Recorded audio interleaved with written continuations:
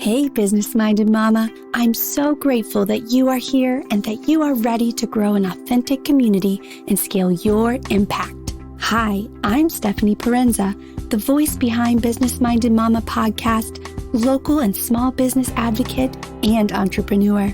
I've created this community because I want to help business-minded mamas like you build your dream business by finding your authentic community and gaining control and clarity on the financial aspects of your business by managing your own books. Now, let's tap into your own potential.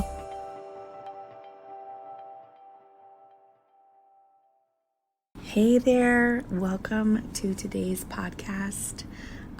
Today I wanted to just talk about probably the most asked question since I've announced that I'm expecting twins.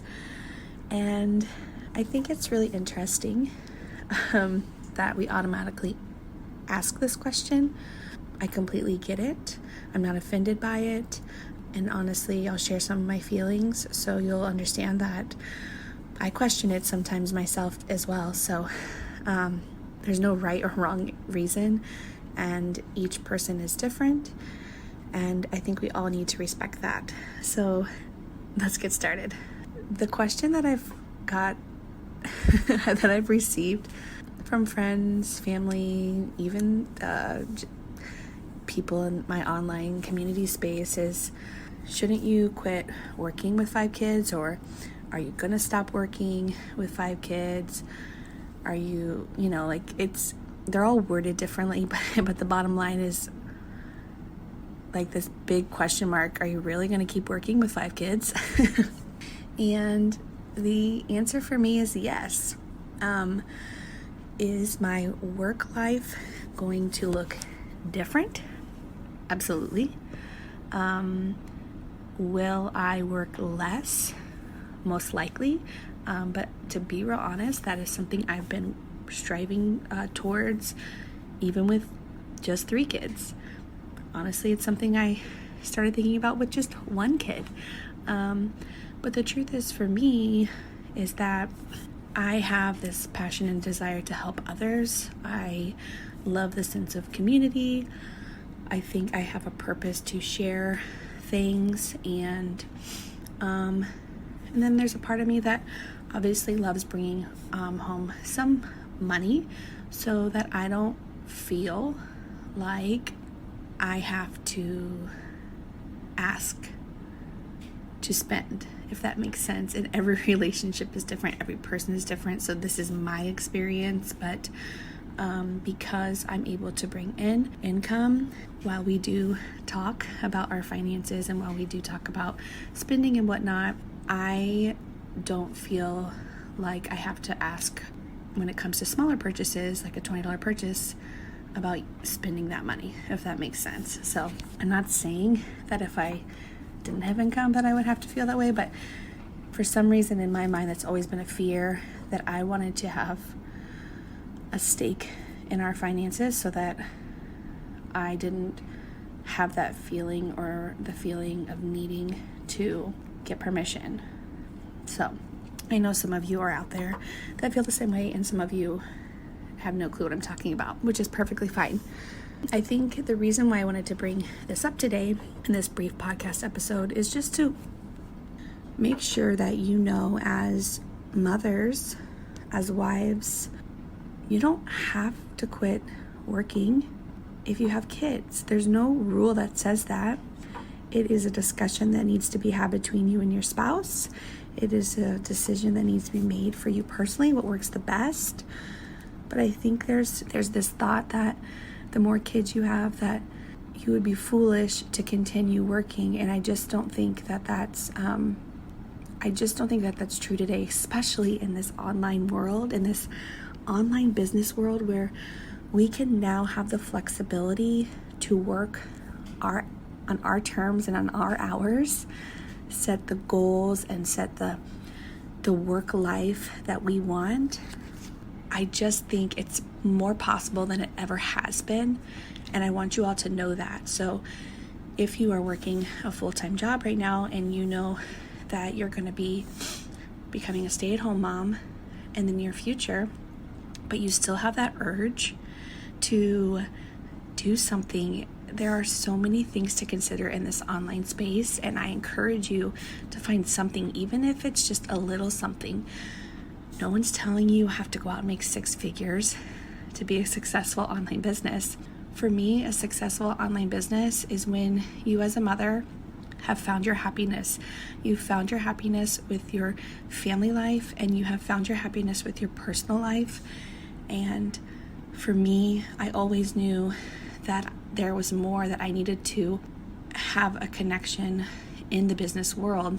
And so that is why I've set myself up since I've had my first child to have this business of my own. And I want you to consider this because it is so important to me that I share with you that you don't have to lose yourself when you become a mother. I grew up thinking that you had to take this break and you had to put everyone else first, and if by chance you had 1 minute, you could give it to yourself. But that was a big if, and I don't think that's true. I don't think that's the way things should be. I don't think that you can be the best mother, the best wife, the best friend without knowing yourself fully and without giving to yourself. And so for me, that is having some sort of business.